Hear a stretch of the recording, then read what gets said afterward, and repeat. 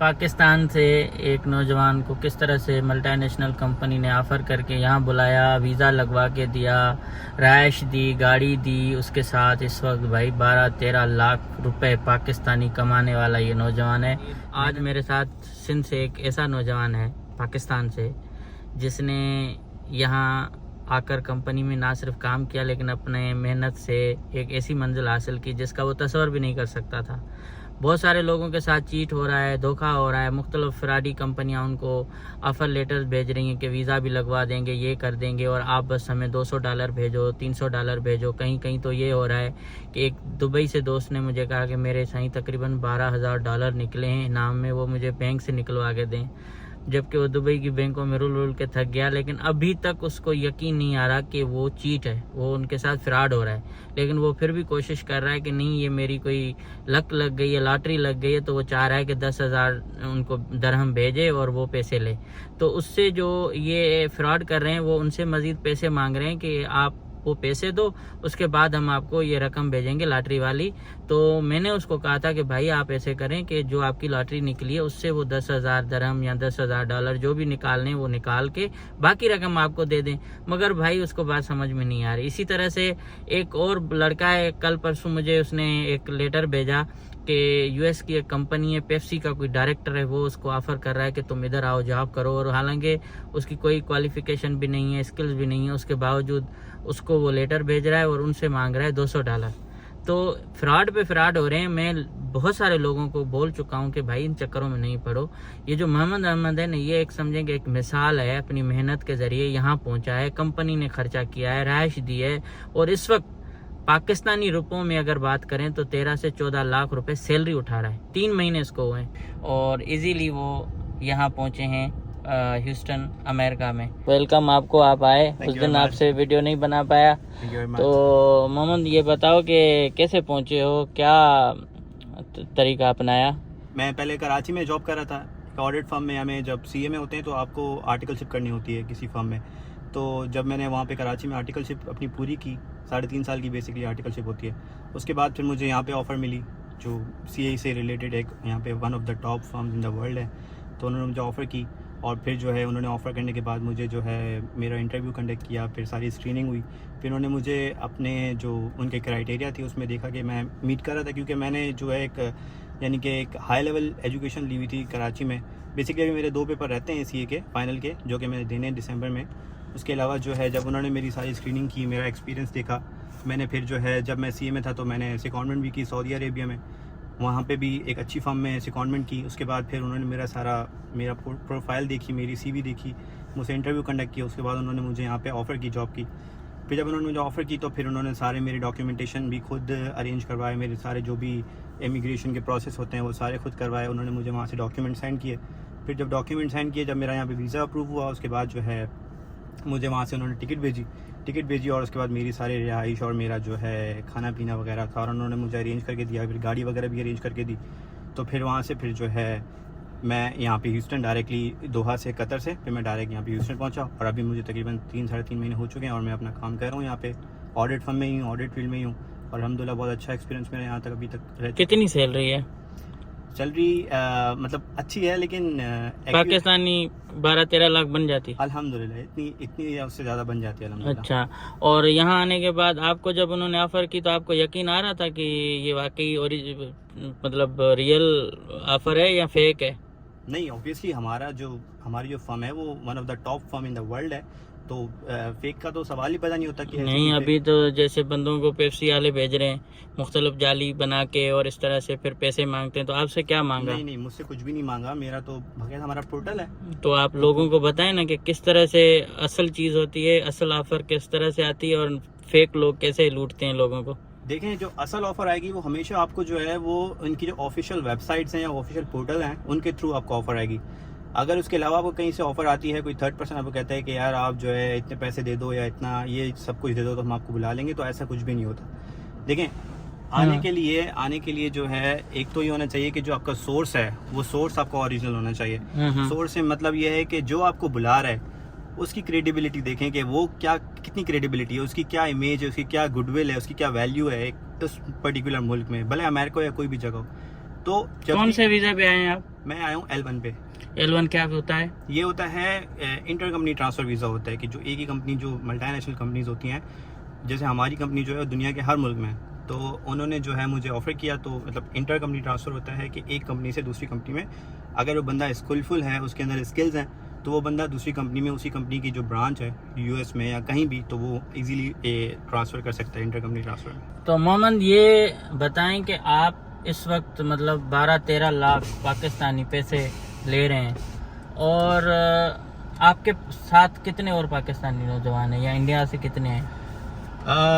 यहाँ पे जहाँ मैं ह्यूस्टन में हूँ, यहाँ पे जो हमारी ऑफिस है यहाँ तो नहीं है, लेकिन इसके अलावा कैलिफोर्निया में हो गया, सैन फ्रांसिस्को में हो गया, या न्यू जर्सी में हो गया, वहाँ पे काफ़ी तो नहीं कहूँगा, लेकिन कुछ दोस्त वहाँ पे जॉब कर रहे हैं। उसके अलावा बाकी भी जो इंडिया से, फिलिपाइन से, जिम्बाब्वे से, तो यानी कि एक डाइवर्सिफाइड हमारा फर्म में जो है वो मैनेजमेंट का स्ट्रक्चर है और लोग हैं। भाई देखें, पाकिस्तान से एक नौजवान को किस तरह से मल्टीनेशनल कंपनी ने ऑफ़र करके यहाँ बुलाया, वीज़ा लगवा के दिया, रहायश दी, गाड़ी दी, उसके साथ इस वक्त भाई 12-13 लाख रुपए पाकिस्तानी कमाने वाला ये नौजवान है। मेहनत करके है, मैं तो कहूँगा लकी है। तो आप भाई लकी बंदे हो, जो लकी बंदे हो जो इस तरह से आते हैं। लोग बड़े ख्वार होते हैं, परेशान होते हैं और फ्रॉड हो जाते हैं उनसे। आपके साथ मेरे ख्याल में ऐसा नहीं हुआ है। अल्हम्दुलिल्लाह ऐसा नहीं हुआ। और मैं एक आपकी चैनल की तरफ से एक बात ज़रूर करना चाहूँगा अपने भाइयों से जो पाकिस्तान में या कहीं भी मेरे भाई देख रहे हैं, वो ये कि कभी भी जो है ना, वो किसी भी शॉर्टकट के चक्कर में इंसान को नहीं पड़ना चाहिए। मैं अक्सर देखता हूँ और मुझे इस चीज़ को देख के बड़ा दुख होता है कि लोग फेसबुक पे कमेंट कर रहे होते हैं या कहीं भी सर्च आउट कर रहे होते हैं कि भाई शॉर्टकट वे में मैं कहीं भी पहुँच जाऊँ। तो there is no shortcut way to go anywhere else. आपको स्ट्रगल करनी पड़ेगी। आपको यकीन करेंगे, जब मैं पाकिस्तान में काम कर रहा था तो मैं सुबह से शाम तक अपनी ऑफिस में होता था, प्रैक्टिस करता था ऑडिट फर्म में। उसके बाद 6 बजे से लेके 9 बजे तक मेरी क्लासेस होती थी। 9, कभी 10, कभी 11 बज जाते थे। उसके बाद 11 बजे के बाद मैं बस में चढ़ता था शारा फैसल से, और वो बस में शारा फैसल में जो इतनी रश होती थी, आपको पता है कराची में बसेस का क्या स्ट्रक्चर है, तो मैं उसमें लटक के अपने घर पहुंचता था बस में। उसके बाद जो है तकरीबन 12, साढ़े 12 बज जाते थे। फिर घर पे बैठ के मुझे पढ़ना पड़ता था। तो यानी इतनी मेहनत करने के बाद मुझे आज अल्लाह ने ये मौका दिया। और तो ये दूसरे भी तो होंगे ना मेहनती, सिर्फ आप में कौन से सिर्फ आपके पर लगे हुए थे?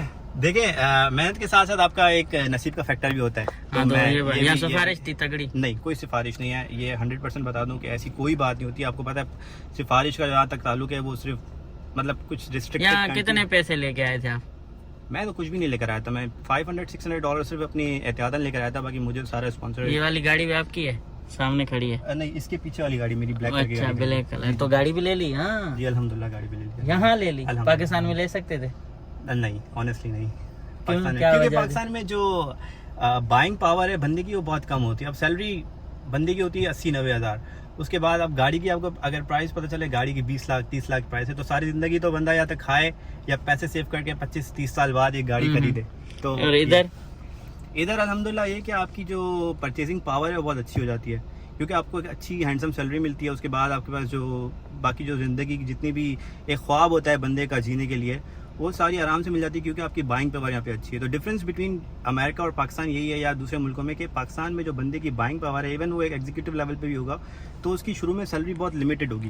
अब वो लिमिटेशन की वजह से जो है ना, वो उसकी बाइंग पावर इतनी अच्छी नहीं होती। लेकिन एज़ कम्पेयर टू बाकी मुल्कों में, यूरोप देख लें आप, अमेरिका देख लें, बाकी जगहों पर देख लें, तो वहाँ पर लोगों की बाइंग पावर कंपेरेटिवली रिलेटिवली बहुत बेहतर होती है। यही वजह होती है कि वो आते साथ ही वो ग्रो करने लग जाते हैं माशाल्लाह से। वो अच्छे मतलब कि अब ऐसे भी लोग मैंने देखे जो आने के बाद 1-1.5 साल बाद उन्होंने अपना घर खरीद लिया। क्यों? क्योंकि यहाँ पे बाइंग पावर बड़ी अच्छी है लोगों। और आप वहाँ नहीं कर सकते थे? ऑनेस्टली नहीं, वहाँ पे क्योंकि मैंने अभी तक अपना यानी कि जॉब का वो अपना फेज शुरू नहीं किया था। मैं आर्टिकलशिप में था। तो लेकिन अगर मैं वहाँ पे अपने आप को अपना प्रोजेक्ट कर सकूँ कि मैं अगर वहाँ होता पाकिस्तान में, तो ऑब्वियसली शुरू में तो मुझे बड़े, हालांकि मैं एक चार्टर्ड अकाउंटेंसी पढ़ रहा था, तो लेकिन उसके बावजूद भी, क्योंकि वैसे सैलरी बड़ी अच्छी होती है सीए जो कर लेते हैं लोग या सीए कर रहे होते हैं, लेकिन उसके बावजूद भी गाड़ी खरीदना इतने अर्ली फेज में, यानी कि 1-2 महीने में बहुत मुश्किल हो जाता। आपकी फैमिली के पास गाड़ी है? मेरी फैमिली के पास नहीं। किसी के पास भी नहीं? किसी ने अमेरिका देखा है? नहीं, मेरी फैमिली में किसी ने। अब क्या है, जो मेरे फार रिलेटिव्स हैं वो यहाँ पे हैं। अच्छा। लेकिन यानी कि इमीडिएट इधर आए तो क्या हेल्प हुई लोगों ने? वैसे की हेल्प? लोग बड़े कोऑपरेटिव हैं यहाँ पे, जो पाकिस्तान कम्युनिटी स्पेशली जो लोग हैं पाकिस्तान के, वो या इंडिया के जो देसी लोग हैं, बड़े कोऑपरेटिव हैं। इसके साथ साथ जो अंग्रेज़ हैं, यानी कि जो कि यहाँ पे रेजिडेंट लोग हैं, वो भी बड़े अच्छे लोग हैं। वहाँ पे इन लोगों में इखलाक है, इन लोगों में हर तमीज़ है, हर चीज़ है ये आपको, यानी कि हर कदम पे जितना हो सकता है ये आपको सपोर्ट करते लोग। अच्छा, तो अब आपका क्या इरादा है, यहाँ रुक जाएंगे वापस? फ़िलहाल तो मेरा इरादा है कि मेरा इरादा यही है फ़िलहाल कि यहाँ मैं इंशाल्लाह अपने आप को यहाँ पे ग्रो करूँगा, यहाँ की कुछ क्वालिफिकेशन से बोलूँगा और इंशाल्लाह यहीं पे अपने आप को सेटल करूँगा और ग्रो। बिल्कुल जी जी सफ़ा। हाँ। हाँ, तो अब आपको यहाँ मजा आ गया है ना? हाँ, यहाँ पे क्योंकि क्वालिटी फर्क क्या है अभी कराची वाला और यहाँ वाला? कराची हमारा, देखें हमारे पाकिस्तान जैसा तो कुछ भी नहीं है, कहीं ठीक भी है। चले दुनिया में, पाकिस्तान हमारा, सिंध हमारा, कराची जैसी कोई जगह नहीं है। बहुत मिस करता हूँ अपने मुल्क को, लेकिन वही जब अपने मुल्क के हालात क्या देखता हूँ- मिस करते हो, डकैती, छीना चट्टी क्या? ये तो एक अनफॉर्चुनेट सिनेरियो हमारे मुल्क में चल रहा है और ये ख़त्म नहीं हो रहा। बहुत सारे रीज़न्स हैं, उन रीज़न्स पे तो नहीं जा रहे हम, लेकिन ये कि हमारे मुल्क में जो अपनाइत होती है, अपनापन होता है, अपने रिश्तेदार होते हैं, अपने माँ बाप होते हैं, उनको बड़ा मिस कर रहा हूँ। तो आप आए हो यहाँ सोने का चमचा लेके यहाँ, तो अब जो लोग मुसीबत में आते हैं, परेशानी में आते हैं, स्टेटस चेंज करवाते हैं, फिर परेशान होते हैं, तो आपको तो वो परेशानी नहीं होगी ना कि यार मैं बस अब क्या करूं, और होटलों पे झाड़ू लगाते हैं, फर्श साफ करते हैं, आपको तो वो नहीं करना पड़ रहा? नहीं, अल्हम्दुलिल्लाह ऐसा कुछ भी नहीं है, लेकिन कोई भी हलाल ज़रिए कमाने के लिए कोई भी काम करना गलत नहीं होता वैसे तो, लेकिन ये कि मतलब अल्हम्दुलिल्लाह अल्लाह ने इज़्ज़त दी है, अल्लाह ने अच्छी जॉब दी है। तो रहते कहाँ हो? मैं रहता हूँ डाउनटाउन की तरफ, मतलब महंगे तरीन इलाके में आप कह सकते हैं, ह्यूस्टन का महंगा तरीन इलाका है। तो वजह ये है कि मैं अफोर्ड कर सकता हूँ, और उसके अलावा ये कि मेरी ऑफिस वहाँ से करीब है। और तो वहाँ कहाँ रहते थे आप? कराची में मैं रहता था गुलशन नदी की तरफ। देखें हमारे मुल्क में, हमारे ख़ास तौर पे कराची में जो बेसिक ज़रूरियात हैं अनफॉर्चुनेटली वो में नहीं मिलती। हमारे कराची में, हमारे मुल्क में वो मसले हैं जो मसले यहाँ पे अगर आप किसी को बोलो तो वो तस्वर भी नहीं कर सकता कि यार ये भी कोई मसला होता है। जैसे पानी की शॉर्टेज, लाइट का मसला, यहाँ पे आप यकीन करेंगे जब से मैं आया हूँ 3 महीने हो गए, मुझे एक दफ़ा भी लाइट 1 सेकंड के लिए भी नहीं गई। टेंशन नहीं हुई कि लाइट गई क्यों नहीं?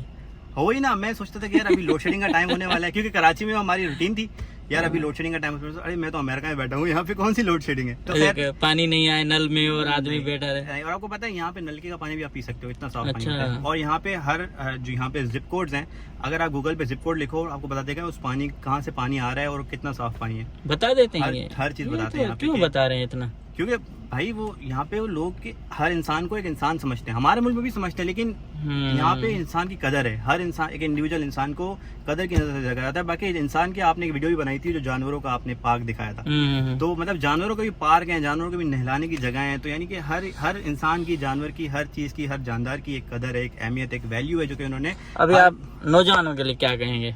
मैं नौजवानों के लिए एक ही पैगाम देना चाहूँगा कि देखें कभी भी जो है वो मेहनत से ना घबराएं, अपने अंदर जो आपका पोटेंशियल है उसको सर्च आउट करें कि आपके अंदर क्या पोटेंशियल है।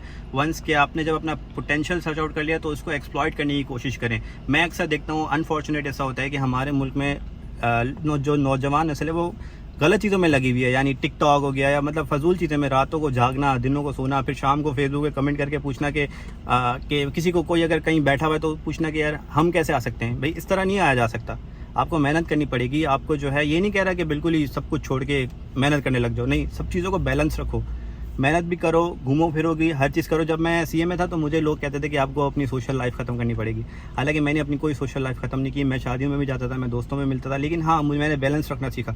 तो सबसे पहले अपनी जो एबिलिटीज़ है उनको सर्च आउट करो कि आपके अंदर, अल्लाह ने देखें हर किसी के अंदर जो है ना कोई सलाहियत रखी हुई है, तो अपनी सलाहियतों को पहचानो और अपनी सलाहियतों को पहचानने के बाद उनको एक्सप्लॉइट करने की कोशिश करो कि आप किस तरह अपनी सलाहियतों को एक्सप्लॉइट कर सकते हो। तो मोहम्मद अभी आप मुतमिन हो यहाँ, है ना? अल्हम्दुलिल्लाह, कोई परेशानी नहीं है। अल्हम्दुलिल्लाह का। और खाना आप खुद पकाते हो या बाहर होटलिंग? खाना कभी खुद, ज़्यादातर तो खुद ही पकाता हूँ, कभी हार्डली कोई होटल। कभी जिंदगी में पहले पकाया था? नहीं, सऊदीया में पकाया था, जब मैं यहाँ से पहले सऊदीया में था तो वहाँ पकाया। अच्छा, बड़ी मेहरबानी। ये है नौजवान मोहम्मद की मेहनत, और असल खुद ठट्ठा से हैं, कराची में, ज़ाहिर है वो भी सिंध का कैपिटल है, वहाँ रहे हैं, वहाँ से यहाँ तक आ गए हैं, और वीज़ा हर चीज़ सारा कंपनी ने दिया। वजह इस तरफ ये है कि मेहनत, आप मेहनत करेंगे तो कामयाब होंगे।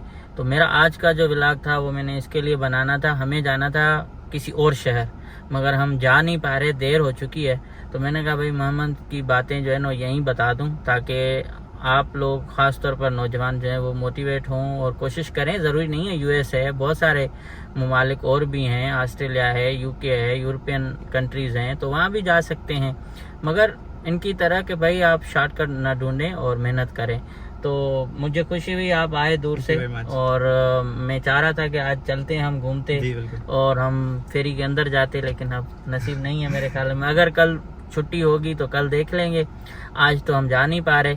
तो भाई 12 लाख नहीं 13-14 लाख रुपए सैलरी लेने वाला ये नौजवान है, तो इससे सीखें कुछ। आपकी बड़ी मेहरबानी। हम मिलेंगे नए ब्लॉग में, तब तक अपना ख्याल रखें। शुक्रिया।